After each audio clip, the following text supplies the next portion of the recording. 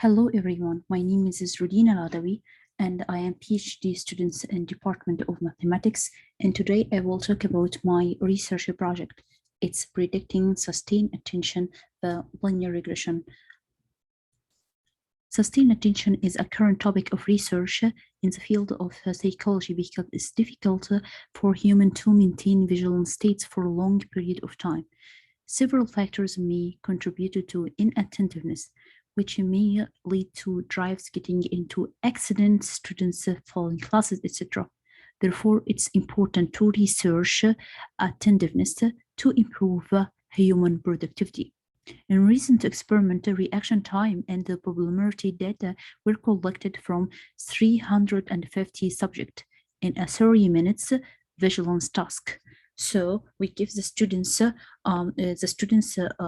sit in dark room and steer in the computers, and he should press the space bar to stop the numbers, and then we collect the data from their eye and collect their reaction time.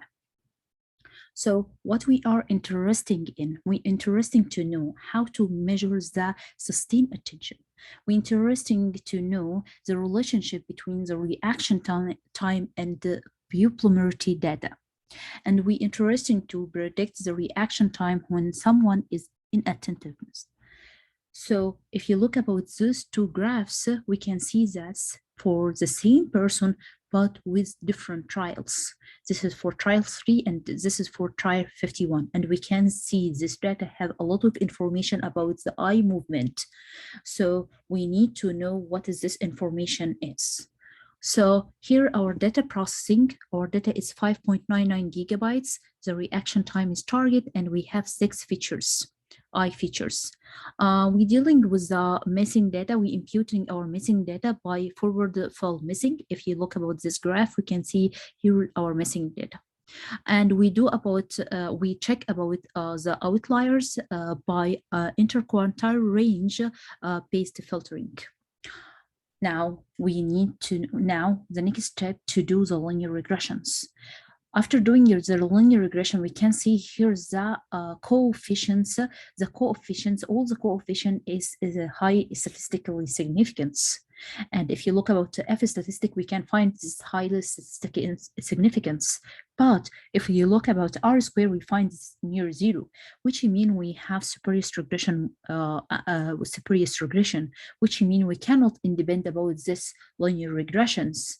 Okay, so because this is giving us misleading information, because we're dealing with dynamic multivariate time series. If you look about these two graphs, we can see that each students or each subject have 6 different time series, and each 6 different time series is different from each other, and they are different from each other too, from each subject.